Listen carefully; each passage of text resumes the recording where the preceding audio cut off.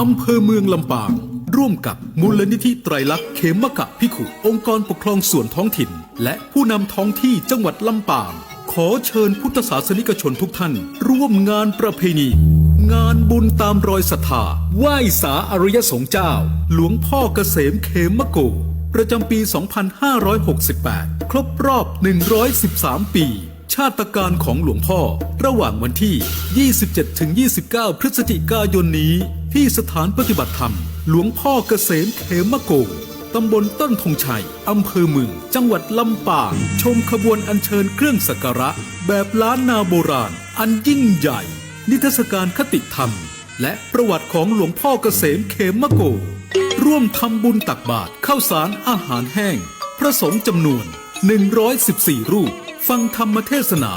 และสวดพระพุทธมนต์ทำวัดเย็นนั่งสมาธิเจริญจิตตภาวนาพิธีสวดพระอภิธรรมถวายบูชาคุณเลือกซื้อสินค้าโอท็อปสินค้าท้องถิ่นผลิตผลทางการเกษตรและสินค้าราคาประหยัดติดตามรายละเอียดได้ที่เพจ Facebook ที่ทำการปกครองอำเภอเมืองลำปางแฟนเพจโทรศัพท์ 054-228-179 หลวงพ่อเกษมเขมโกจังหวัดลำปาง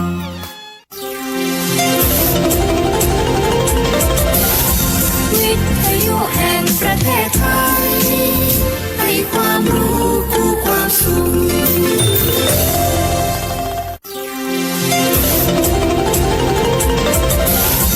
วิทยุแห่งประเทศไทยให้ความรู้คู่ความสุขที่นี่สถานีวิทยุกระจายเสียงแห่งประเทศไทยจังหวัดลำปางทำการส่งกระจายเสียงในระบบ FM ความถี่ 97 เมกะเฮิรตซ์ จากนี้ไปเชิญติดตามรับฟังรายการเกษตรสัมพันธ์ค่ะ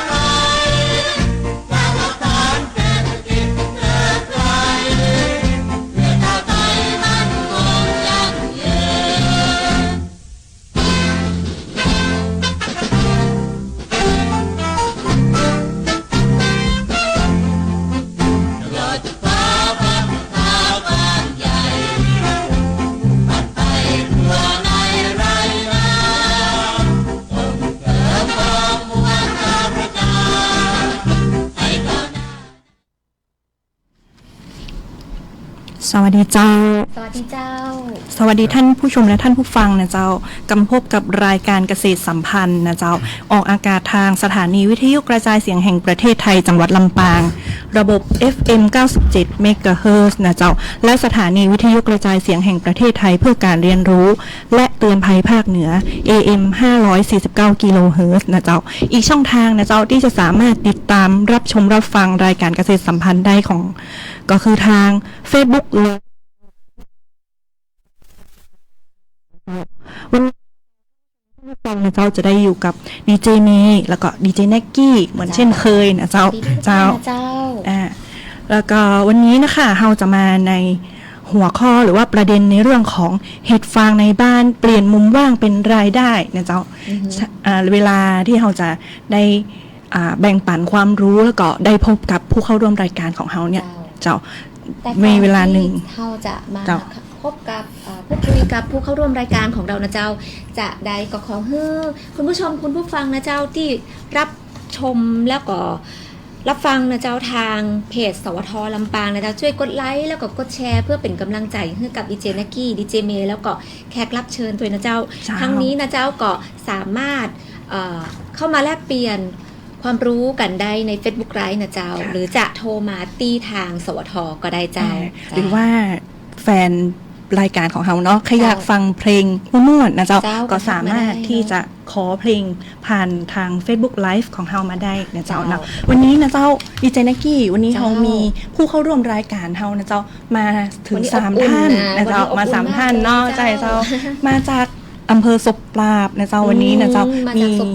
มีเจ้าหน้าที่เนาะสำนักงานเกษตรอำเภอศพปราบนะเจ้าแล้วก็เกษตรกรต้นแบบของเรา2ท่านนะเจ้าเนาะเดี๋ย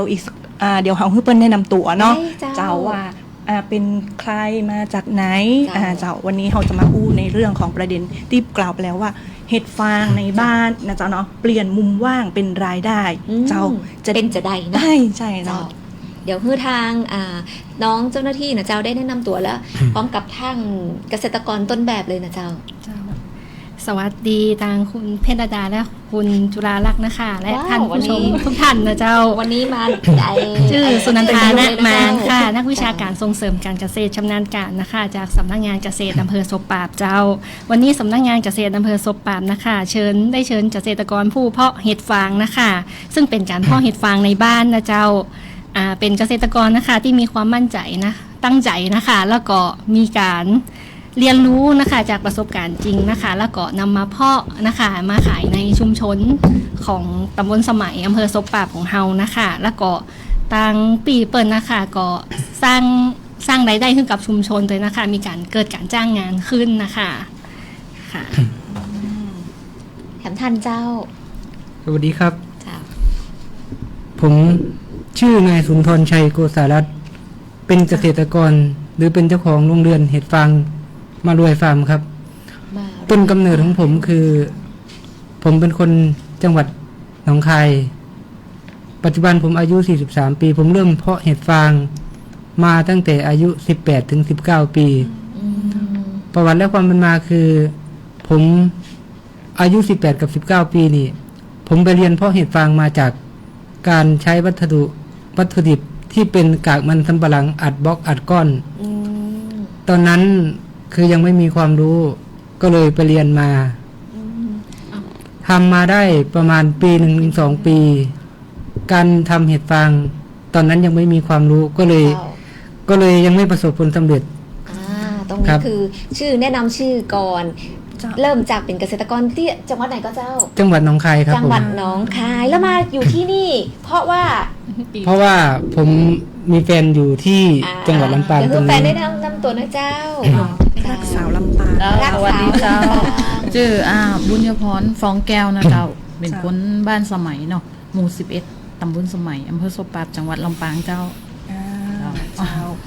ทั้งสองท่านนี่ก็ถือว่ามีประสบการณ์นะเจ้าในการเพาะเห็ดฟางสักกี่ปีแล้วค่ะผมถ้านับประสบการณ์ผมทำมาตั้งแต่อายุ18ครับแต่ถ้ามาทำอยู่ตรงนี้ผมเพิ่งทำมาได้1 ปีเต็มครับเจ้าทำมาอันนี้คือแบบทำลักษณะแบบจริงจังครับผมทำแบบจริงจังครับเจ้าทำมา1 ปีเต็มแล้วเองเจ้าครับผมแล้วลักษณะของการทำเห็ดฟางเจ้าในที่เราทำอยู่เขาทำเป็นแบบโรงเรือนหรือว่าเราทำอย่างทำเป็นกองครับที่แรกข้างต้นที่ผมได้เกริ่นมาใช่ไหมครับว่าผมไปเรียนมามันเป็นระบบทำแบบนอกโรงเรือนหรือว่าระบบเปิดที่เขาเรียกว่ากองเตี้ยมันไม่ทนต่อสภาพอากาศเพราะว่าทำที่โล่งแจ้งมันก็เลยทำให้1เราต้องย้ายที่ไปเรื่อยๆ2ไม่ทนกับต่อสภาพอากาศก็เลยกลายเป็นว่ามันทำยากแล้วผลผลิตมันไม่ตอบโจทย์เหมือนถ้าเราทำอยู่ในโรงเรือนผลผลิตมันจะตอบโจทย์กว่าครับอีกปีต่อมาผมก็เลยได้ไปศึกษาเกี่ยวกับโรงเรือนการเพาะเห็ดฟางในโรงเรือนโดยใช้กากมันสำปะหลังเหมือนเดิมแต่ทำในระบบโรงเรือนคือเราไม่จำเป็นต้องย้ายที่ไปเรื่อย เราสามารถทำที่ตรงนั้น แล้วก็เอาเข้าเอาออกได้เลย แต่อย่างว่าครับ ผมเริ่มแรกขึ้นมา ทุกอย่างมันมีค่าใช้จ่ายครับ มันมีราคาที่ต้องจ่ายการทำเห็ดฟางนี่ถือว่าต้นทุนสูงนะครับ ในกรณีเราทำเห็ดฟางอันดับแรกที่เราจะเจอคือ1ค่าใช้จ่ายกับต้นทุนที่เราแบกซึ่งเราจะไม่สามารถประสบผลสำเร็จได้เพราะว่าเราจะมีการโดนหลอกโดนโกงโดนอะไรทั้งสิ้นมาอย่างเงี้ยคล้ายๆว่าหลอกขายเชื้อหลอกขายวัสดุขายทุกอย่างอย่างเงี้ยแต่ความรู้ที่เราได้มามันไม่มีแล้วทีเนี้ยพอทำได้ทีแรกมันก็ออกเยอะนะประมาณ100 กว่าโลแล้วที่หลังๆมาเนี่ยเพราะเราไม่รู้จริงว่าเห็ดฟางมันเป็นยังไงในหัวข้อของคนที่เพาะเห็ดฟางมือใหม่ไม่มีใครรู้แล้วทีเนี้ยก็เลยผลผลิตมันจะต่ำลงเพราะเราไม่รู้พอเราไม่รู้แล้วทีเนี้ยมันก็ทำให้เราไม่ได้รับผลผลิตแต่เราแบกต้นทุนเท่าเดิมครับครับพอเราแบกต้นทุนไปเรื่อยๆต้นทุนเท่าเดิมผลผลิตน้อยมันก็ไม่บาลานซ์กันแล้วทำได้ประมาณ2 ปีครับก็เลยไม่ไหวแล้วก็เลยเลิกทำผมก็เลยหันหน้าเข้าสู่โรงงานครับเพราะว่าไม่ไหวแบกค่าใช้จ่ายไม่ไหวครับพอทำงานโรงงานได้หลังปีน้ำท่วม54พี่ชายผมกับผมก็เลยพากันตัดสินใจสร้างโรงเรือนขึ้นมาอีกครั้งหนึ่งที่หลังนิคมอุตสาหกรรมนวนครตอนนั้นใช้วัสดุเป็นฝ้ายแห้งเอามาหมักในบ่อหมักน้ำหมักในบ่อคือเอาง่ายๆว่าหมักสารอาหารแล้วก็เอาฝ้ายลงไปย่ำไปผสมกับน้ำหมักเพื่อให้ฝ้ายไปอมไปอุ้มเอาสารอาหารเวลาเราเอามาขึ้นโรงเรือนเขาจะได้มีสารอาหารพอเห็ดฟางมาโตมาปุ๊บเห็ดฟางจะกินสารอาหารนั้นไปแทนวัสดุอื่นทั้งนี้ทั้งนั้นก็ตอนนั้นผมก็ทำงานโรงงานด้วยก็เลยไม่ค่อยมีเวลาก็เลยทำมั่งไม่ทำมั่งก็เลยให้พี่ชายเป็นคนทำแทนพอหลังๆมาเราเริ่มทำงานหนักขึ้นพอเราเริ่มทำงานหนักขึ้นก็เลยไม่ไหวละก็เลยให้พี่ชายทำไปคนเดียวก็เลยหลังจากนั้นก็เลยตัดบทชีวิตมา ก็เลยหายไปจากวงการเห็ดฟางจุดกำเนิดผมมาเกิดขึ้นอีกครั้งพอผมมาได้แฟนเป็นคนจังหวัดลำปาง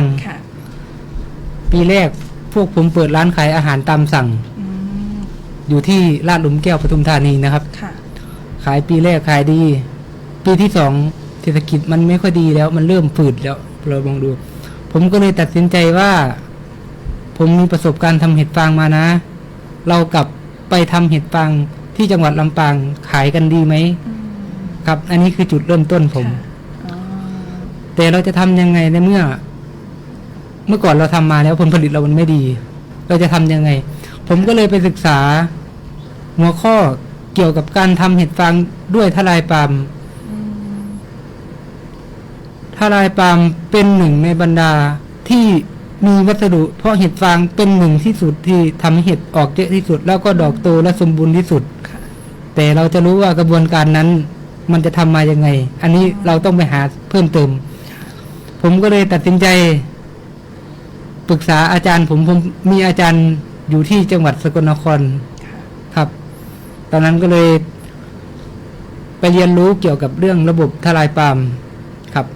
แล้วก็เดือนสิงหาผมกลับมาที่จังหวัดลำปาง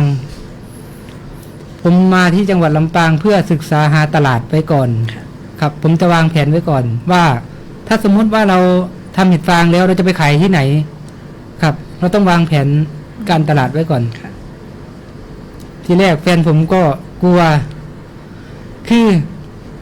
ในมุมมองเขาไม่ได้ถามว่าเราจะเอาเห็ดฟางไปขายที่ไหนแต่เขาถามว่าเราทำมันจะเป็นเห็ดหรือเปล่าหรือว่าเห็ดจะเกิดหรือเปล่าอะไรประมาณนั้นครับแล้วทีนี้ผมก็เลยบอกว่าไม่ต้องห่วงเรื่องทำเห็ดฟางเนี่ยผมมีความรู้ผมว่าผมรับประกันว่าต้องได้ผลผลิตอย่างเงี้ยผมก็เลยตัดสินใจเดือนกันยายนผมสร้างโรงเรือนขึ้นมาโรงเรือนหนึ่งก่อนตอนนั้นเป็นโรงเรือน5 คูณ 7 เมตรครับ ผมสั่งทลายปาล์มมาจากจังหวัดสกลนคร15 ตัน มูลค่าประมาณ 22,000 เนาะ 22,000 บาท แล้วก็ผมก็สร้างบ่อหมักขึ้นมา เพื่อที่จะนำวัสดุทลายปาล์มเนี่ยมาหมักในบ่อ ซึ่งวัสดุการทำเห็ดฟางเนี่ยด้วยทลายปาล์มจะค่อนข้างหมักให้ได้อบให้ได้อะไรประมาณนี้แหละครับ ก็เลยเป็นที่ไปที่มาของคำว่าเห็ดฟางจากทลายปาล์ม อ๋อ ครับ ค่ะอ๋อตอนอันนี้คือตอนแรกเริ่มใช่กับเจ้า แล้วทุกวันนี้ยังใช้ทลายปาล์มอยู่กับเจ้า ครับผมยังใช้ทลายปาล์มเหมือนเดิมครับ เป็นของวัสดุหลักในการเพาะ ครับผม อ่าแล้วสำหรับเชื้อเห็ดฟางเนี่ยค่ะ เราทำเองแยกเชื้อเองเพาะเองหรือว่าเราซื้อจากแหล่งที่เชื่อถือได้เจ้า คือเชื้อเห็ดฟางที่ผมใช้ประจำผมจะใช้ของเจ้าประจำผมที่อยู่จังหวัดกาฬสินธุ์ ครับผม เข้ามาไกล ครับผมจะใช้เจ้านี้ตลอด เจ้า ก็คือถามว่าเรามั่นใจตรงนั้นไงพี่ คือเราแบกต้นทุนสูงแล้วเราต้องได้ให้มันคุ้มไงครับ ค่ะอ๋อใช่ถูกต้องค่ะก็พูดถึงเรื่องต้นทุนกับต้นทุนสูงอยู่นะเจ้าเนาะแล้วก็เดี๋ยวสำหรับราคาขายตอนนี้นี่คุ้มค่ากับต้นทุนที่เราลงทุนไปก็ในมุมของเรา ในมุมมองนะครับ ผมมองว่าเห็ดฟาง ราคากับต้นทุนที่นี่ ผมว่าคุ้มครับ สร้างรายได้ให้เราอย่างสามารถทำให้เราดำรงชีพได้สามารถที่จะทำให้เราแบบมีรายได้สามารถเป็นรายได้หลักหรือรายได้เสริมเราเลยได้แบบนี้เลยก็เจ้าหรือว่า ใช่ครับผม คือการทำเห็ดฟาง ถ้าเราทำเป็นจริงจังทำให้เป็นอาชีพให้เป็นอาชีพหลักไปเลย ผมว่าเห็ดฟางนี่น่าทำที่สุดแล้วครับ มากกว่าเห็ดอื่นๆเลยกับเจ้า ครับผมเห็ดฟางน่าทำที่สุดคือ1เห็ดฟางมีอายุสั้น10 กว่าวันได้ผลผลิตแล้วครับ 10 กว่าวัน ครับ 1 ข้อดีของเห็ดฟางคืออายุสั้น ครับ แล้วข้ออื่นมีเห็นกับเจ้า บังคับให้เกิดได้เยอะตามใจเรา คือเราต้องเรียนรู้ครับ เราต้องทำให้มันเกิดเยอะคือจะทำยังไง อันนั้นก็คือเราก็ต้องศึกษาแล้วครับ แสดงว่า ครับผม แสด เห็ ง ด ว่า ฟาง เร เห็ดฟางสามารถ วางแผนเนาะ ครั วา บ ง ผม แผนในแต่ละรอบการผลิตแม่นกับเจ้าให้ ครับผม ให้มันสามารถที่จะตอบแทนค่าตอบแทนของเราได้ทัน ครับผม สามารถที่จะบังคับได้ในแต่ละรอบเนาะ ครับ แล้วจริงๆราคาขายราคาจูง ที่จูงใจในการ ราคาส่งเมก้ามาหับตินาบ้านก็กิโลกรัมละ110 บาท เฮ็ดจีเนาะแต่เป็นเฮ็ดจีแบบอี110 บาท แต่เฮ็ดตุ้มโลละ100เจ้าเฮ็ดแบบ วันนี้ ตุ้ง เฮ็ดแบบเนี่ยเห็ดเท่าหน่อย เจ้าโลละ100ส่วนเฮ็ดบ้านใหญ่ๆนั่นก็80 บาทเจ้า ตรงนี้ก็คือว่า อ่า ในของตีในของโรงเรือนของปีของอ้ายเนาะก็จะผลิตเฮ็ดนี้ได้ประมาณนี้เลยลักษณะแบบนี้เลย มันจะงามกว่านี้อันนี้มันเป็นเฮ็ดต่อสองแล้วมันก็จะเริ่มค่ำหน่อยหรือว่า รอบสอง อ่า เริ่ม จ้ะ ท เริ่ม ำแรกๆรอบแรกนี่จะขาว ขาวเจ้าเฮ็ดจะเป็นลูกซาลาเปาเลยซาลาเปาอ่ะ สาวน้อยนี่กันเนาะ เจ้า สาวน้อย สาวน้อยจะมามีการแตกหัวแบบอี้เจ้าจะ สาว มี เท่ากับยังขาวอยู่ตัวนี้นะเจ้า แล้วก็ในของปีนี่ก็จะเป็นในฝ่ายการขายก็เจ้า เจ้าการขายเจ้า ของอ้ายเป็นฝ่ายผลิต ฝ่ายผลิต ผลิตเองก็จะมีแรงงานจาก ครับ ข้างนอกก็ ผมจะใช้กระบวนการทำงานด้วยการทำให้ในชุมชนคนในชุมชนมีรายได้ร่วม เหมือนผมจะเอาวัตถุดิบ ผมสั่งวัตถุดิบมาเอาวัตถุดิบลงจากรถ ผมก็ต้องจ้างคนมาช่วยผม คือผมจะพยายามแนะนำว่าผมไม่ได้ทำอาชีพนี้แบบมีอะไรผมต้องทำเอง ผมต้องทำให้คนอื่น มีรายได้ร่วมกับผม เก็บเห็ดเอาวัตถุดิบเข้าเก็บเห็ดตัดตินอะไร ผมก็ต้องจ้างคนมา คือคนในชุมชนต้องมีรายได้คู่กับผม ครับ เจ้า ในของเฮ็ดนี่มีเทคนิคก็เจ้าเทคนิคนี่บอกได้หรือเปล่าเพราะว่าบางเฮ็ดที่ดีเจนักกี้เห็นแล้วบางที่ก็บอกอู้ซื่อๆถ้ามันงามมันดอกก่อนน้อยบางเตือมันก็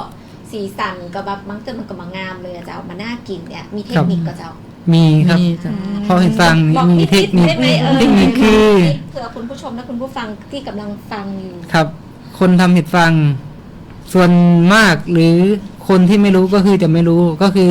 เห็ดจะโตได้ เพราะอะไร เห็ดต้องการอะไร ต้องการตอนไหน ต้องการมากเท่าไหร่ มันจะมีอยู่3หัวข้อหลักครับ 3 หัวข้อ ครับ ตามที่ทฤษฎีที่ผมใช้ทุกวันนี้นะครับ เจ้าอันนี้เป็นเหมือนเขาห้องว่าองค์ความรู้เลยเนาะ ครับผม องค์ความรู้เลยนะคะ เก็บ เนี่ ไว้ ย เป็นแบบความรู้ที่ ครับ สั่งสมมาเนาะใช่ ครับ เจ้า ผม แล้วปัจจุบันนี้ 3 ข้อมีอะไรอย่างก่อน ฮะ ขอเทคนิคเปิ้นก่อนกัน ขอเทคนิค ขอเทคนิคก่อนเลย ขอ ค่ะ เทค เจ้า นิ สั ค กนิ แอ ด บ นึง แอบบอกเคล็ดลับ ได้ครับ นิดนึง เห็ดต้องการอะไร ไม่ลำบากใจนะคะ ไม่เป็นไรพี่ อ่า คือเราพยายามสนับสนุนการกระทำเกษตรอยู่แล้วครับ เจ้า เจ้า เห็ดต้องการอะไร คนทำเห็ดฟางจะรู้ดีว่าเห็ดเกิดมาต้องการอะไร ต้องการอะไรก็คือ ตอนที่เขาจับเม็ดเขาต้องการอะไร คือต้องการอุณหภูมิที่เพียงพอ พอเห็ดเกิดปุ๊บต้องการตอนไหน ตอนนั้นคือเขาต้องการอากาศ เห็ดเกิดมาเท่าหัวเข็มหมุดเขาจะต้องการอะไร ก็คือต้องการอากาศบริสุทธิ์100%แล้วหัวข้อที่3คือ อันนี้เป็นโจทย์นะให้ไปตีเอาเองนะครับ คนทำเห็ดฟางจะรู้ดี หัวข้อที่3ของผมคือ ต้องการมากแค่ไหน อันนั้นก็คือ การสะสมอาหารหน้าแปลงของเราตั้งแต่ทีแรกอะเราสะสมไว้มากแค่ไหน เห็ดเกิดมาโตมาปุ๊บได้กินอาหารที่สมบูรณ์แบบโตเลยครับ มีองค์ประกอบแค่นี้ครับ เจ้า องค์ประกอบแค่นี้เนาะ ครับผมใช้ทฤษฎีนี้อยู่ครับ อ่าส่วนว่าจะใช้วัสดุเพาะปลูกอะไรนี่ก็ต้องศึกษาเพิ่มเอา วั เนาะ ส แล้ ดุ ว เพาะปลูกของต้นก็มีคุณภาพเนาะ อ่า เหมือนที่เปิ้ลบอกแล้วแม้กระทั่งในของเชื้อ ครับ ว่า ผม สั่งจากในสถานที่ที่ อ่า จะสั่งจากใครอย่างว่า กา ค ฬ น สินธุ์ ที่ ค่ะ คนที่สามารถเชื่อถือได้ ครับผม อะไรที่เชื่อถือได้ ครับผม แล้วปัจจุบันนี้โรงเรือนเพาะเห็ดของเฮานี่ได้ขยายเพิ่มกับเจ้าจากเดิมที่ว่ามี1 โรงตอนนี้มีกี่โรงแล้วเจ้า ตอนนี้โรงเรือนผมมี3โรงเรือนครับผม 3 โรง สามโรง เรื เรื อ อน น เจ้า อืม มี3โรงเรือนเนาะขนาดโรงเรือนกับ4x9 1โรงเรือน1โรงเรือนเนาะจะได้เฮ็ดอยู่ประมาณ300กว่าโล เจ้า หรือถ้าว่านั่นก็มากกว่านั่นเป็นบางครั้งค่ะจ้าแต่บ่ต่ำกว่า300เจ้า แล้วก็โรงเรือนที่2 5x7 เมตรเนาะก็จะได้อยู่ประมาณ500หรือว่า500กว่าโลเจ้าแล้วก็แหมโรงเรือนก็5x10 เมตร ก็จะได้อยู่ประมาณ700กว่าโลอืม อันนี้เก็บได้ทุกวันเลยก็เจ้าในการเก็บต้องแบ่งเก็บก่อน คือ ครับ เดี๋ยวหัวข้อนี้ผมเป็นคนตอบเพราะว่าผมเป็นคนอยู่ข้างในใช่ไหม อยู่ทางใน เป็นผู้ใช้แรงงาน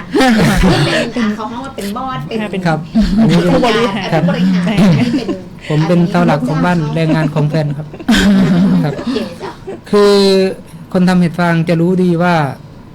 จะรักษาเห็ดยังไง ให้เห็ดมีเก็บทุกวัน อันนี้คือหัวข้อที่คนทำเห็ดฟางต้องเรียนรู้ครับ เจ้า คือถ้าเรารักษาข้างในดี อุณหภูมิพอ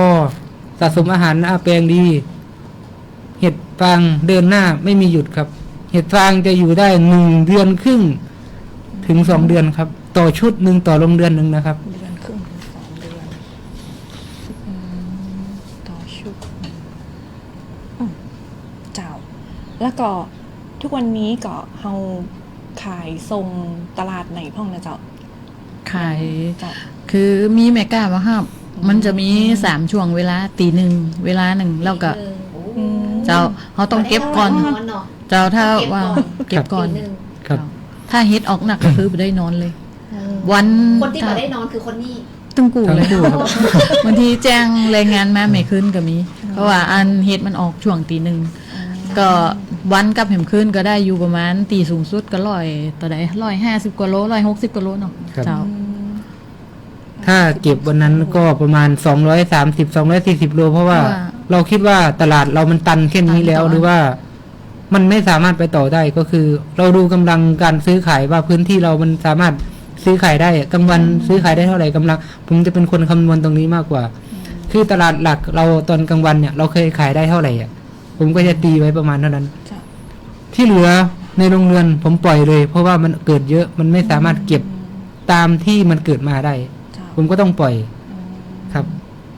และอันนี้ถือว่าเป็นปัญหาก็เจ้า ในส่วนเนี้ยที่ ก็ถามว่าเป็นปัญหาไหมก็คือ ถ้าเรามีคนหนึ่งถ้าเรามีสมาชิกมาเพิ่มอีกคนหนึ่งหรือว่าครอบครัวนั้นมีคนอยู่3-4 คนอย่างเงี้ยมันจะไม่มีปัญหาไงครับ เพราะว่าผมต้องวิ่งไปส่งเห็ดเอง เจ้า เพราะว่าแฟนผมก็ไม่สามารถขับรถได้ครับ แต่ถ้ามองว่ามีปัญหาไหมผมว่าไม่มีนะครับ คือถ้าเราทำตามเป็นกิจการครอบครัวธุรกิจครอบครัวอย่างเงี้ยก็พอไปได้นะครับ สามารถจัดการได้เนาะแสดงว่าตอนนี้ก็คือทำพ่อเห็ดฟางเป็นหลักเป็นกับเจ้า ครับผม งานหลักของบ้าน เป็นอาชีพหลักของบ้าน เจ้า แล้วก็มีปัญหาก็เจ้าในการทำธุรกิจเห็ดฟางแม้กระทั่ง ตั้งแต่ในกระบวนการผลิต หรือในกระบวนการขายนี่ในเริ่มแรกมันต้องมีปัญหาแน่ๆเลยแล้วมีวิธีการจัดการปัญหานี้จะได้พอ เจ้า ปัญหาที่คนทำเห็ดฟางจะเจอใช่ไหมครับหนึ่งมันจะมีพวกเชื้อราอันนี้ศัตรูใช่ไหมครับ ครับ มันจะมีเชื้อราต่างๆ แทรกขึ้นมาให้เราเห็นเชื้อราพวกเนี้ย มันจะเกิดขึ้นมาเราต้องรู้ว่ามันเกิดมาจากอะไร การหมักวัสดุไม่ได้ การอบไอ้น้ำไม่ได้อย่างเงี้ยครับ มันก็เลยกลายเป็นว่าเราต้องรู้ให้ดีก่อน เราต้องรู้ให้ดีรู้ให้ลึกถึงปัญหาของเห็ดฟางก่อนครับ ผมถึงแนะนำว่าถ้าใครจะทำเห็ดฟางให้สร้างโรงเรือนขึ้นมาโรงเรือนหนึ่งก่อนครับ ก่อนจะเดินหน้าให้ทำทีละขั้นก่อน ทีละขั้นสร้างโรงเรือนก่อนคืออันดับแรก ครับผม แล้วก็หัดทำโรงเรือนหนึ่งก่อนครับ เดือนหนึ่งก่อน โรงเรือน โรงเรือนหนึ่งโรงเรือน ครับผม คือเราจะได้รู้ว่าเราจะไปต่อหรือว่าเรา พอแค่นี้ เราจะไปยังไงเราที่ทางไหน เพราะว่าเราไม่มีองค์ความรู้ไงครับ ธุรกิจเราถึงอาชีพเราถึงจะไปรอดได้ อันนี้แสดงว่าตอนนี้มี3โรงเรือนอาจจะขยายได้อีก พื้น 4-5-6 ปกติณทุกวันนี้ผมมีพื้นที่แค่นั้น เดี๋ยวต้อง ครับผม เจ้าของก่อนนะเจ้าว่าเจ้าของเปิดจะขยายพื้นที่เนาะอันนี้เป็นไร ก็อยากขยายอยู่แต่ที่นี่อันเนี่ยอยู่2 คนเนาะมันก็เลยแบบอิดนะมันต้องดูแลใส่ใจตลอดเวลาจ้างเขามาดูแลมันก็เหมือนเจ้าของดูแลเองเนี่ยจ้ะเพราะว่ามันเป็นเรื่องละเอียดอ่อนเนาะเฮ็ดฟังมันเหมือนงานทั่วไปเนี่ยอีต้องเจ้าของต้องดูแลไม่คืนมาบางทีก็ไม่ได้นอนเนี่ยต้องคอยดูอากาศอุณหภูมิอย่างตัวเองเนี่ย นี่เป็นกูรูเนาะ เจ้า เหมือนอย่างที่ว่าพอเป็นกูรูปุ๊บอยากจะเดี๋ยวจะมาขออนุญาตสอบถามทางสำนักงานเกษตรอำเภอเนาะว่าในของบริบทของสำนักงานเกษตรอำเภอสมปราบเนี่ยเข้าไปปราบเปิ้ลได้จะใดแล้วก็หรือว่าได้สนับสนุนส่งเสริมในเรื่องของเห็ดฟางเพราะว่าอย่างที่ทางเกษตรกรทั้งสองบอกว่าเปิ้ลเป็นกูรูในของเรื่องนี้เรามีการได้เชิญเปิ้ลหรือว่ามีการสนับสนุนในด้านไหนพ่องเจ้า เจ้าก็อย่างที่บอกนะคะว่าอันพอดีน้องฮับพี่ชอบตำบลสมัยนะคะ แล้วก็พอดีไอ้เปิ่นได้มาที่สำนักงานเกษตรอำเภอนะคะ เพื่อมาขอคำแนะนำในการขึ้นทะเบียนเกษตรกรนะคะ เฮ็ดนี่ก็ขึ้นได้กับเจ้า ขึ้นได้เจ้าการเพาะเห็ดฟางก็สามารถขึ้นทะเบียนได้ค่ะเพราะว่าสามารถขึ้นทะเบียนได้หลังเพาะไปแล้ว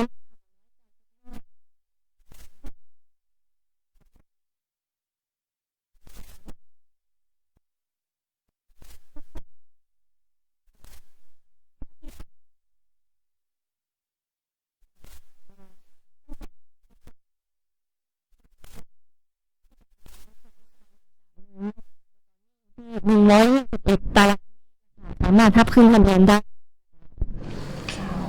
ตรงนี้เป็นในของเรื่องของการขึ้นทะเบียนเกษตรกรนะเจ้า สำหรับผู้เพาะเห็ดเนาะ ผู้เพาะเห็ดก็สามารถขึ้นได้ ตรงนี้มันถ้าเกิดว่าในการขึ้นทะเบียนนี่จะเป็นขึ้นจะใดก็ไม่นำไปได้ก็เจ้าเพื่อคุณผู้ชมคุณผู้ฟังบางท่าน อันนี้ช่วงนี้เนาะเรามีโครงการที่จะให้เกษตรกรขึ้นทะเบียนแล้วกับปรับปรุงข้อมูลทะเบียนเกษตรกรเกี่ยวกับลำไยโดยบอกว่าทางสปาบมีกับเจ้านี่เกษตรกรที่เปิ้ลปลูกลำไยเจ้าตังอำเภอศพปราบก็มีเกษตรกรบางส่วนนะคะที่เปิ้ลมีสวนลำไยนะคะสำนักงานทำก็ได้ประชาสัมพันธ์การขึ้นทะเบียนนะคะปรับปรุงให้เป็นปัจจุบันอยู่แล้วนะคะโดยหากพืชของเฮายืนต้นอยู่นะคะสามารถขึ้นทะเบียนเกษตรกรได้นะเจ้าปรับปรุงได้ตลอดทั้งปีนะคะโดยเกษตรกรรายเดิมแปลงเดิมนะคะสามารถขึ้นทะเบียนผ่านแอปฟาร์มบุ๊กได้นะคะแต่สำหรับเกษตรกรที่เพิ่มแปลงหรือรายใหม่นะคะก็ขอให้เขียนคำร้องเอกสารขึ้นทะเบียนนะคะ ถ้าเป็นรายใหม่แปลงใหม่ ค่ะ เขียนเป็นเอกสารขึ้นทะเบียนมายื่นที่สำนักงานเกษตรอำเภอใกล้บ้านท่านได้นะ ได้ เจ้า ค่ะ เจ้า ตรงนี้เนาะ เจ้า ตรงนี้ก็เป็นในการขึ้นทะเบียนเกษตรกรเป็นสิ่งสำคัญนะเจ้าที่ทา ใช่ งเก เจ้า ษตรกรจะต้องไปขึ้นนี่ทางไอ้ายทราบข่าวในเรื่องของการขึ้นทะเบียนจะได้พ่อเจ้า รู้ได้ยังไงว่าเราจะต้องไปขึ้นทะเบียน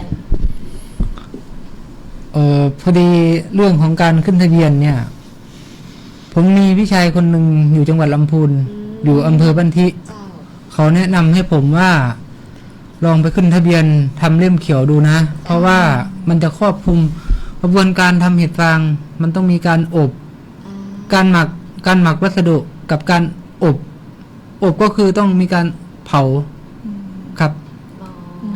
ครับ ถ้าในขั้นในหัวข้อที่ว่ามีการหมักกับการอบ มันอาจจะมีคนที่ว่าเขาไม่เข้าใจไง เขาก็เลยเราต้องอธิบายให้เขารู้ว่าการอบไปทำไม หรือว่าการหมักไปเพื่ออะไรอย่างเงี้ยครับ ค่ะ ก็เลยลองมาปรึกษาเกษตรอำเภอดู ก็พอดีก็เลยทางเกษตรอำเภอเขาก็เลยรับเรื่องก็คือมาดูกระบวนการผลิตของผมอย่างเงี้ย ค่ะ มาดูขั้นตอนครับ กูรู้ก็สามารถขึ้นทะเบียนได้ปัจจุบันก็มีเล่มเขียวของทะเบียนเกษตรกรเรียบร้อยแล้วนะเจ้า ครับ มี ผม แล้วค่ะ กำลัง มีแล้วเรียบ ครับ ร้อย เรียบร้อย เจ้า เจ้า เดี๋ยวเฮาขออนุญาตนะเจ้าเดี๋ยวช่วงนี้เฮามาพักเบรกเนาะคือทางผู้เข้าร่วมรายการของเฮาเนาะได้พักผ่อนคลาย ใช่ ผ่อนคลายกันสักครู่หนึ่งเจ้าแล้วมา ครับ ฟังเพลงกันสัก2 เพลงนะเจ้าเดี๋ยวเฮามาพบกันช่วงหน้าเจ้า ครับผม เ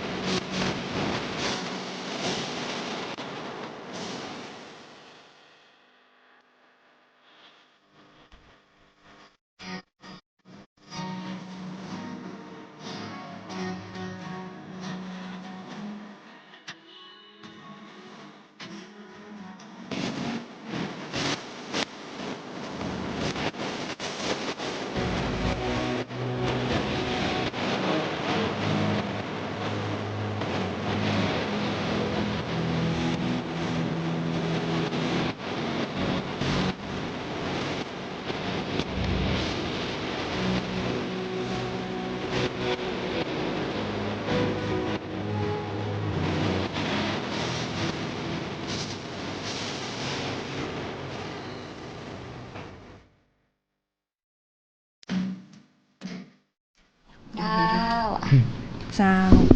กลับมาพบกันในช่วงนี้นะเจ้า ช่วง ช่วงที่สอง ช่วง เนาะ ที่สอง ช่วงที่สอง ขราย เนี่ย การ ช่วงที่ จะเป็น สอง ช่วง เลย พีคเลยนะเจ้า ช่วง ว่าเทคนิควันนี้จะให้ทาง อ่า อายได้อู้เทคนิค แต่ก่อนที่จะอู้เทคนิค เดี๋ยวเราจะสอบถามกันว่า เปิ้นเพาะสถานที่เพาะเห็ดฟางเปิ้นอยู่ตะกี้เราถามแล้วเรารู้ว่าอยู่อำเภอศพปราบนะแต่ว่าเรายังบ่ฮู้พิกัดลงไปรายละเอียดลึกว่าอยู่ตรงไหนของอำเภอศพปราบกะเจ้า ขอทางผู้เข้าร่วมรายการนะเจ้าก็จะ อยู่ตั้งอยู่ตีหมู่1/5บ้านเลขที่1/5หมู่11 เจ้า ตำบลสมัยอำเภอศพปราบจังหวัดลำปางเจ้า เจ้า มี มีอันนี้คือที่ตั้งของโรงเรือนแล้วก็ที่ เจ้า เป็นที่ ที่อยู่อาศัย ที่อยู่อาศัยเป็น เจ้า ตัวเนาะ เจ้า ก็คือถ้าสนใจก็คือเข้าไปดู เจ้า ที่บ้านก็ได้ ไป ไปศึกษา ได้ ไป เนอะ พูดคุย เจ้า เจ้า ไปดูศึกษาได้เจ้า เจ้าแล้วก็ช่วงนี้เป็นช่วงเขาเพราะว่าอย่างก็ช่วง หลัง ในฤดูกาลจะต้องหยุดเผาละ อ่า ในของเรื่องช่วงฤดูกาลหยุดเผาแล้วก็วันนี้เรามาอู้ถึงในเรื่องของเห็ด เห็ด ฟา ฟาง ง ซึ่งเห็ดฟางเนี่ย ใช่เจ้า มันก็เกี่ยวข้องกับการสามารถใช้เศษวัสดุ ใช่ ไหม เจ้า คะ ใช้เศษวัสดุ จากที่ไหนเอ่ย จากวัสดุ เป็นงา ที่เหลือจากการเกษตร ใช่ ไอ้นอกเป็นห้องเลยจันนั้น ตรงนี้ เจ้า เดี๋ยวจะต้องขอสอบถามทางเกษตรอำเภอเจ้าว่ามีวิธีการในเรื่องของตรงนี้จะได้แล้วก็ วันนี้ถึงได้เชื่อมโยงกันใช่ไหมเอ่ยวันนี้ เห็ดฟางของเฮานี่จริง ๆ แล้วอ่ะคือเฮาไม่ได้เฮาเหมือนกับว่าเฮาเอาเศษวัสดุเหลือใช้ทางการเกษตรเนาะใช่เนาะมาใช้ในการเพาะเห็ดฟางเนาะซึ่งเฮาก็ไม่ได้มีการเผาแต่กี้เฮาอู้ถึงเรื่องที่เผาน่ะก็คือเฮาไม่ได้ใช้เฮาไม่ได้เผาวัสดุเหลือใช้พวกนี้เนาะแต่ว่ามันเกิดขึ้นในกระบวนการอันนี้ช่วยเล่าในส่วนนี้ให้ฟังหน่อย กระบวนการเผาที่ผม กระบวนการ เอ่ย ที่ ขึ้น หมายถึง เมื่อกี้ก็คือกระบวนการอบไอ้น้ำครับ อ๋อ เราไม่ได้ใช้ตอสั่งข้าวหรือว่าเผาพืชผลทางเกษตร แต่เราจะใช้ฟืนเป็นตัวหนุนกระตุ้นทำให้เกิดความร้อนจากไอ้น้ำที่เราต้ม ก็เหมือนที่เราต้มน้ำทั่วไปนั่นแหละครับ ครับ ก็แสดงว่าเราก็ร่วมใจหยุดเผาเช่นกันเนาะ ครับ ใจ ผม เขานะ แล้วในของส่วนทางสำนักงานเกษตรอำเภอเจ้ามีส่วนในเรื่องของการขับเคลื่อนเนาะ อืม ในช่วงของการหยุดเผาเนี่ยมีการขับเคลื่อนจะได้พองแล้วก็ประชาสัมพันธ์ได้เจ้าในส่วนของที่จะเพื่อทางเกษตรกรที่สนใจในเรื่องของการเพาะเห็ดฟางเป็นการอย่างก็เขาฮ้องว่าอย่างก็มันเป็น 3R การ โม ส เด ร้า ล งมูลค่าเนาะ ใจสร้างมูลค่าอีเนาะ เจ้า ค่ะทางสำนักงานเกษตรนะคะก็มีการประชาสัมพันธ์นะคะรณรงค์บ่ฮื้อเผานะคะในหลังนานี่นะคะหรือว่าในพืชในช่วงฤดูแล้งนี่นะคะก็อย่างที่กล่าวนะคะก็คืออ้ายเปิ้นมีความรู้เกี่ยวกับเรื่องการเพาะเห็ดฟางนะคะแบบกล่องเตี้ยตัวนี้นะคะแล้วก็อยากจะเชิญชวนว่าถ้าหากใครสนใจจะเพิ่มเติมความรู้เนี่ยค่ะในการทำเห็ดฟางแบบกล่องเตี้ยโดยใช้ฟางจริงๆจากในนาที่เฮามีอยู่เนี่ยค่ะเฮามาต้องไปเซาะไปซื้ออย่างเนี้ยเจ้าไอ้ายเปิ้นก็จะยินดีนะคะในการบอกกล่าวความรู้เทคนิคต่างๆ ในการทำแต่ก็อย่างที่เปิ้นว่าเนาะอาหารมันเหมือนนักนะคะแต่มันดอกมันจะได้น้อยเดียวนะคะ แต่มันก็ด้านสิ่งแวดล้อมเนาะเฮาก็จะได้อากาศที่ดีนะคะ แล้วก็ได้กิน เห็ดฟาง เห็ อ ด ร่อย ฟาง ๆ ล้ำ เนาะ ครับผม ออย เจ้า แล้วก็จะมีรายได้เนาะ เจ้า เจ้าเฮาอู้มาถึงในตรงนี้แล้วนะเจ้ายังไม่ได้อู้ถึงวิธีการหรือขั้นตอนในการเพาะเห็ดฟางเลยอ่ะอยากจะให้ทางเกษตรกรนะเจ้าช่วยแบ่งปันประสบการณ์ตรงนี้ให้ฟังกันว่าเผื่อมีคุณผู้ชมคุณผู้ฟังท่านใดเนาะสนใจที่อยากจะเอาไปลองเพาะลองทำอยู่ที่บ้าน เพื่อเสริมสร้างรายได้เนาะใช่แล้ว อย่างที่บอกเนอะว่าในช่วงนี้จะเป็นช่วงที่จะมีเศษวัสดุเริ่มจากนี้ละเพื่อนจะได้เตรียมพร้อมนะ ตะกี้เขาแบ่งปันเทคนิคละอันนี้จะขอรายละเอียดขั้นตอนในการทำสักหน้อยนะเจ้าขอ ครับผม ในหัวข้อกระบวนการทำเห็ดฟาง 1. วัสดุจากทลายปาล์ม 2. จากกากมันสำปะหลัง ใช้กระบวนการเดียวกันคือ เราใช้วัสดุทั้งสองอย่างเนี่ยมันเป็นของเกษตรหมดอยู่แล้วครับ 1. วัสดุจากทลายปาล์มเราสั่งทลายปาล์มมาแล้วก็นำทลายปาล์มที่เราสั่งมา มาหมักในบ่อทิ้งไว้ 4-5 คืนในกระบวนการหมักก็คือ เราจะใช้พวกจุลินทรีย์การย่อยสลาย มีขี้วัวมีกากน้ำตาลมี EM แล้วก็ลำข้าวผมจะใช้อยู่แค่นี้ครับ จะไม่ใช้ตัวอื่นจะไม่ใช้พวกอะไรต่างๆผมจะไม่ใช้พวกปุ้นขาวผมจะไม่ใช้ผมจะเน้นใช้เฉพาะคนกินได้พืชกินได้สัตว์กินได้ครับพอครบ4 คืนนำวัสดุเนี่ยไปขึ้นโรงเรือน แล้วก็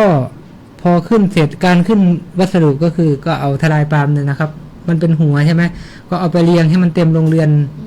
ครับเอาไปเต็มโรงเรือนปุ๊บเราก็ปรุงอาหารเสริมเพื่อแต่งหน้าแปลงก็คือก็ใช้ขี้วัวเหมือนเดิมครับขี้วัวลำปลายข้าว EM กากน้ำตาลครับก็เอาไป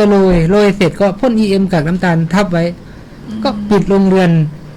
อีก4 คืนปิดให้มิดชิดทิ้งไว้อีก4 คืนเข้าสู่กระบวนการอบไอ้น้ำก็คือเราต้องมีเตาอบไอ้น้ำที่เอาไว้สำหรับอบเห็ดฟางอยู่แล้วครับการอบไอ้น้ำก็คือการอบฆ่าเชื้อราอันนั้นคือกระบวนการใกล้จะสุดท้ายแล้วก่อนอบไอ้น้ำต้องเข้าไปฉีดน้ำให้หน้าแปลงเปียกแฉะแล้วก็ทำการอบไอ้น้ำด้วยอุณหภูมิ60 องศาความร้อนนาน5 ชั่วโมงพออบเสร็จวันต่อมาเราก็นำเชื้อเห็ดฟางที่เราเตรียมไว้เราจะรู้ว่าโรงเรือนหนึ่งเราใช้เท่าไหร่ใช่ไหมครับครับก็นำมาขยี้หรือว่าใครมีเครื่องปั่นก็ปั่นแล้วก็ผสมอาหารเฉพาะทางที่เขาเรียกอาหารถุงเหลืองนั่นแหละครับครับเอามาผสมกันแล้วก็เอาเชื้อเห็ดฟางเนี่ยเข้าไปโรยในโรงเรือนในหน้าแปลงที่เราเตรียมไว้ครับพอโรยเสร็จก็รดน้ำให้เปียกพอประมาณตามสภาพโรงเรือนเราเสร็จแล้วปิดโรงเรือนทิ้งไว้3 คืนคืนที่4เปิดเพื่อที่จะทำการตัดใยกระบวนการจะสุดท้ายแล้วนะครับ กระบวนการตัดใยก็คือให้เราเนี่ยนำน้ำเนี่ยเข้าไปฉีดหน้าแปลงให้ใยเห็ดฟางที่เขาเดินกินอาหารอยู่เนี่ยขาดออกจากกันเพื่อที่จะให้เขากลับไปพักฟื้นตัวแล้วก็เดินขึ้นมาใหม่มันจะเป็นใยชุดสุดท้ายอันนี้เขาจะเรียกใยชุดสุดท้ายใยสร้างเม็ดครับพอตัดใยเสร็จปุ๊บเจาะช่องอากาศเลยครับพอเจาะช่องอากาศปุ๊บไม่เกิน3 วันเห็ดจับเม็ดเลยครับครับเพราะว่าเห็ดฟางมันใช้ระยะเวลาแค่10 กว่าวัน10 นิดๆ15-16 วันนี่คือผลผลิตได้แล้วครับต่อไปก็เป็นการให้อากาศเป็นการให้อะไรก็ปกติทั่วไปครับรอเก็บดอกเลยครับหลังจากที่10 วันแล้วค่ะเริ่มเก็บดอกเนี่ยหลังจากนั้นอีกสักประมาณกี่วันมันถึงจะหมดรุ่นนี้ค่ะก็คือเราต้องเลี้ยงอากาศข้างในให้มันเหมาะสมคือเห็ดฟางไม่ใช่ว่าเก็บแล้วมันจะหมดไปเลยนะครับมันจะมีดอกเล็กแทรกขึ้นมาเรื่อยๆคือเราต้องเลี้ยงอุณหภูมิข้างในเพื่อให้ดอกเล็กพวกนี้แทรกขึ้นมาตลอดเราจะไม่ได้ขาดตอนเลยครับการทำเห็ดฟางมันจะอยู่ได้มากได้น้อยก็อยู่ที่คนเข้าใจถ้าทำจากคนที่เขาทำได้เยอะเขาเข้าใจคือเราต้องเรียนรู้ไงครับครับตลาดตอนนี้ก็คือยังอยู่ในพื้นที่หรือว่าตอนนี้กระจายไปทั่วจังหวัดลำปางแล้วตลาดของเขาไม่กล้าที่บ้านหับเรามาขายหน้าออมสินเจ้ามีหน้าออมสินตี 1แล้วก็ในกาดโซปาบเจ้าแล้วก็มียูเทิร์นแถมตี 1เจ้าแต่ส่วนมากจะเทิร์นจะไม่ค่อยได้ไปส่งเขาเพราะเขามีเวลาไปส่งค่ะเจ้าแสดงว่ามีทั้งในพื้นที่และนอกพื้นที่เนาะมาถึงในเมืองนี่เลยนะเจ้าโอเคแล้วก็ถ้ามีคนสนใจเนาะฟังจากรายการแอนสบัทันแต่ว่าอยากจะแบบขอความรู้ไปศึกษาเพิ่มเติมเนี่ยเจ้ามีช่องทางติดต่อหรือว่ามีช่องทางที่จะให้เปิ้ลสามารถประสานไปทางตัวไอกับปีเปิ้ลตังไรได้พ้องนะเจ้าก็ติดต่อได้ทั้งเบอร์โทรก็ได้เจ้ากำลังจะพูดใครอะไรติดต่อไปทางเบอร์โทรเจ้า093 986 2119เจ้าอันนี้คือเจ้าของเหรอเจ้า เจ้าเบอร์ปีเองเจ้า พี่อะไรคะพี่อะไรคะ พี่แดงเจ้า พี่แดง สำหรับ เนาะ สำหรับใครที่อยู่ในแวกนั้น อ่า ถ้าสนใจการเพาะเห็ดฟางก็เข้าไปอยู่ที่ฟาร์มของพวกผมได้ เจ้า ครับพวกผมใช้พื้นที่บ้านนะมีแค่นั้น เจ้า แต่พวกผมจะทำให้ที่ตรงนั้นน่ะ มีรายได้ขึ้นมา โดยที่เราไม่จำเป็นต้องมีที่เยอะมันก็สามารถทำเห็ดฟางเนี่ย มีรายได้เลี้ยงชีพเลี้ยงครอบครัวเราได้ทุกวัน แต่ถ้าใครจะทำให้เป็นอาชีพหลัก ผมว่าผมแนะนำนะเพราะว่าเห็ดฟางเนี่ยการตอบโจทย์ของเห็ดฟางผมว่าเห็ดฟางราคาดีนะ เป็นพืชเศรษฐกิจอันดับต้นๆของประเทศไทยผมว่าได้นะ ใช่เจ้า เห็ดฟางมีคนทำแล้วไม่รอดเพราะอะไร เพราะเขาไม่อาจจะไม่เข้าใจหรือว่าบางคนอาจจะไม่ได้ใส่ใจอะไรมากมายแต่ถ้าจะทำให้เป็นอาชีพจริงๆอะ เจ้า ผมว่าติดอันดับต้นๆของประเทศไทย เจ้า เพราะว่าตามที่ผมดูมาคือเห็ดฟางไม่มีทางตัน ไม่มีตลาดที่ว่าไม่รองรับเห็ดฟางนะเห็ดฟางมีตลาดกว้างสุดแล้ว เจ้า ใช้เวลาน้อย ต้นทุนกับรายรับที่เรารับมาเนี่ย ผมว่ามันคุ้มก็อย่างที่ผมอธิบายไป ผมมีโรงเรือนอยู่3โรงเรือนใช่ไหมครับ ผมสั่งทลายปาล์มมาลำหนึ่งใช้ต้นทุนไป22,000ผมได้ทลายปาล์มไปเข้าในโรงเรือน2โรงเรือนเบ็ดเสร็จ คือผมใช้ต้นทุนแค่โรงละ10,000 กว่าบาทเอาผมตีให้15,000 บาทรวมเบ็ดเสร็จทุกอย่างนะผมเก็บเห็ดได้700 โลเป็นเงินเท่าไหร่ครับโลละ100ตีแค่โลแล้วกิโลละ100 บาทก็เท่ากับผมมีเงินอยู่70,000ใช่ไหมอีกโรงนึงผมได้500ก็เท่ากับว่าผมมีเงินอยู่50,000ตีทิ้งนะ ค่ะ แบบไม่เอาแบบทุกเม็ดนะครับทั้งนี้ทั้งนั้นมันขึ้นอยู่กับความเข้าใจของคนเราของเกษตรกรผู้นั้นๆว่าเข้าใจมากน้อยแค่ไหนครับสามารถเป็นอาชีพหลักได้เลยนะครับ เลี้ยงครอบครัวได้ แล้วก็แสดงว่าตอนนี้รายได้นี่ก็คือถือว่าดีมาก เฉลี่ยต่อเดือนนี่พอเฉลี่ยได้ก็เจ้า ถ้าผมเอาเข้า2 โรงเรือนผมก็มีเงินอยู่100,000 ครับ รายได้ดีเลยทีเดียวนะเจ้าเนาะ ครับ เนาะวันนี้ก็เป็นอีกหนึ่งทางเลือกนะเจ้าในของอาชีพที่ทางเกษตรกรต้นแบบของเราได้มาแนะนำคุณผู้ชมและคุณผู้ฟังเกิดเป็นรายการเกษตรสัมพันธ์เนาะว่า ในของการเพาะเห็ดฟางนี้สามารถเป็นอาชีพหลักของท่านได้เลย ใช่ และนอกจากที่ท่านจะนำมาเป็นอาชีพหลักนี้ก็สามารถนำมาทำเป็นรายได้เสริมได้ในช่วงที่ว่างเว้นจากการทำการเกษตรในช่วงของฤดูการทำนาเราจะเอาตรงนี้เนาะ ใช่ เพราะว่าก็เข้าหน้าแล้งนั่นแหละเปิ้ลก็บอกว่าหยุดเผา ใช่แล้ว แล้วก็อีกวิธีหนึ่งที่เราจะสามารถสร้างมูลค่าเพิ่มได้จากเศษวัสดุของเราก็คือการเพาะเห็ดฟางซึ่งทางเกษตรกรของเราก็ได้แจ้งแล้วนะว่าเห็ดฟางนี้รายได้นี่ก็ไม่ได้ขี้ริ้วขี้เลเลยนะก็ขอเชิญชวนนะเจ้าตรงนี้เนาะแล้วก็นอกจากนี้ก็ยังมีอย่างแฮมก็เจ้าที่จะมาประชาสัมพันธ์ที่เปิ้ลฝากมา ที่เปิ้ลฝากมาประชาสัมพันธ์นะเจ้าเกี่ยวกับเรื่องใช่เจ้าตะกี้ขอย้ำอีกครั้งหนึ่งนะเจ้าเนาะต้องมีการปรับปรุงเนาะแล้วก็ขึ้นทะเบียนเกษตรกรสำหรับผู้ปลูกพืชลำไยนะเจ้าเนาะเพื่อที่จะเตรียมความพร้อมนะเจ้าเนาะในการเข้าร่วมโครงการพัฒนาสวนลำไยคุณภาพ หนุนตัดแต่งทรงพุ่มช่อผลเพิ่มเพื่อเพิ่มรายได้นะเจ้าสู่การพัฒนาอย่างยั่งยืน ไร่ละ ไร่ละ 1,000 บาทแม่นกับเจ้า 10 ไร่นะเจ้า เนอะ ตรงนี้นะเจ้าเนื่องจากว่าโครงการนี้นะเจ้าได้รับมติเห็นชอบจากรัฐมนตรีคณะรัฐมนตรีเมื่อวันที่11 พฤศจิกายนที่ผ่านมานะเจ้าเพื่อช่วยเหลือแล้วก็เพิ่มรายได้ให้แก่เกษตรกรใน8จังหวัดภาคเหนือนะเจ้าโดยที่มีจังหวัดลำปางตัวนะเจ้าเป็นเป้าหมายนะเจ้าทางนี้นะเจ้าเพื่อลดเป้าหมายเพื่อลดปัญหาในเรื่องของผลผลิตล้นตลาดแล้วก็ราคาตกต่ำแล้วก็เป็นการเพิ่มสัดส่วนนะเจ้าของลำไยคุณภาพสูงเกรดพรีเมียม AA แล้วก็ A ขึ้นมากขึ้นนะเจ้า ใช่ สามารถสร้างรายได้ที่มั่นคง อ่ะ ยั่งยืนและยกระดับภาพลักษณ์ของลำไยไทยในประเทศที่ผมจะลำหลายลำเลยนะทั้งนี้นะเจ้าสิ่งที่เกษตรกรสามารถจะเข้าร่วมโครงการได้เพื่อจะต้องไปขึ้นทะเบียนเกษตรก ใช่ ร เจ้าไปขึ้นทะเบียนหรือปรับปรุงทะเบียนเกษตรกรนะเจ้า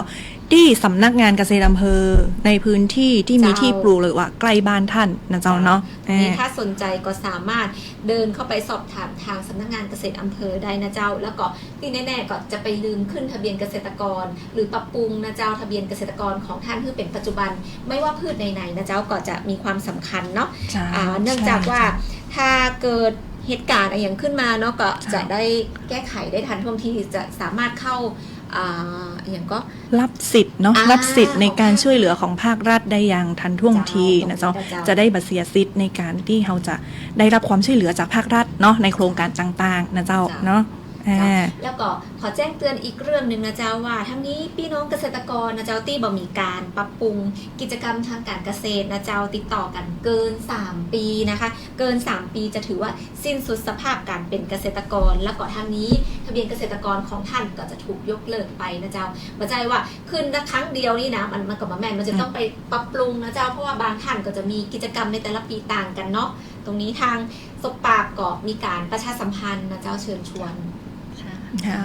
ตอนนี้ก็หมดเวลาละเวลาหมดเร็วนะเจ้าพี่แน็กเนาะเจ้าทางสำนักงานเกษตรหรือว่าทางเกษตรกร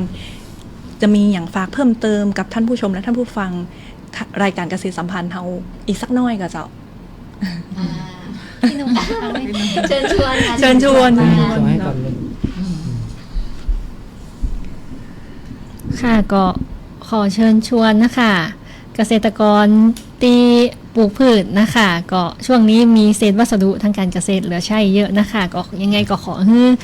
ยุดการเผานะคะงดการเผานะคะนำเศษวัสดุเหลือใช้นะคะมาแปรรูปเป็นอย่างอื่นมาว่าจะเป็นการทำปุ๋ยหมักหรือว่าการเพาะเห็ดฟางนะคะเอาไปคุ้มหญ้าคุ้มแปลงอย่างก็ได้นะคะเพื่อให้เกิดการลดการเผาน้อยที่สุดนะคะและสำคัญอย่าลืมขึ้นทะเบียนเกษตรกรนะคะคือเป็นปัจจุบันนะคะพืชหลังนานี่ก็อาจจะมีพวก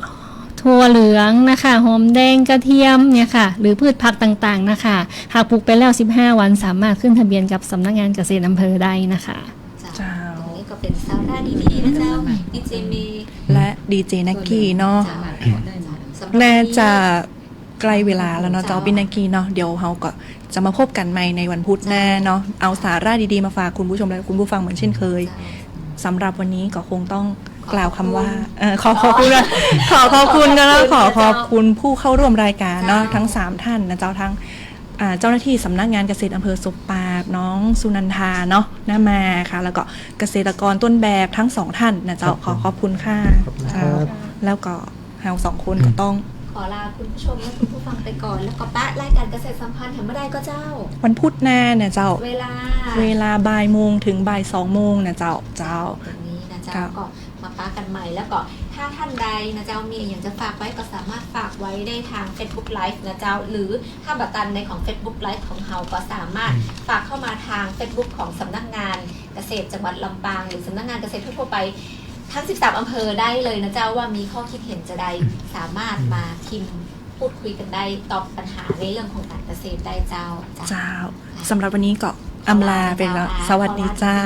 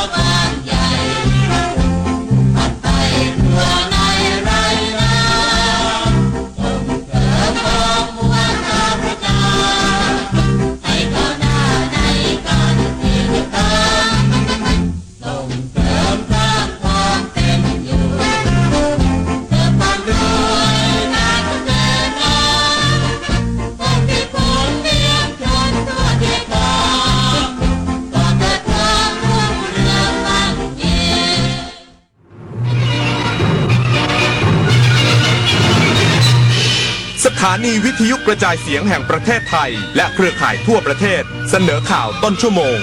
รู้เร็วรู้จริงเกาะติดทุกสถานการณ์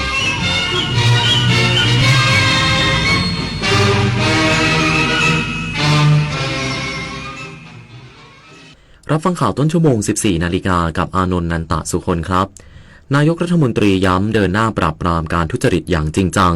อีกสักครู่ก็มาติดตามรายละเอียดครับเนี่ยเพิ่งสแกน QR Code ร้านค้าอ้างว่าจะคืนเงินให้แต่เงินดันหายจากบัญชีเฉยเลยนั่นไงมุกใหม่มิจฉาชีพหลอกโอนเงินข้ามประเทศอะไรนะแล้วจะตามเอาเงินคืนได้จากไหนเนี่ยคงยากที่จะได้คืนแล้วล่ะคราวหน้าคราวหลังตรวจสอบบัญชีปลายทางให้ดีถ้าไม่ใช่สกุลเงินบาทไทยเป็นมิจฉาชีพแน่นอนเข้าใจแล้วต่อไปจะไม่สแกนสุ่ม 4 สุ่ม 5 อีกแล้ว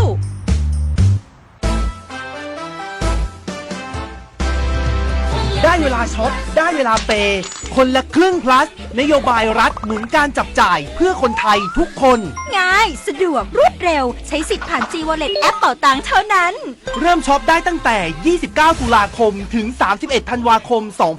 2568 ตั้งแต่ 6 โมงเช้าถึง 5 ทุ่มตรงคนละครึ่ง plus รัฐจัดให้แบบ plus plus คนละครึ่งคนละครึ่ง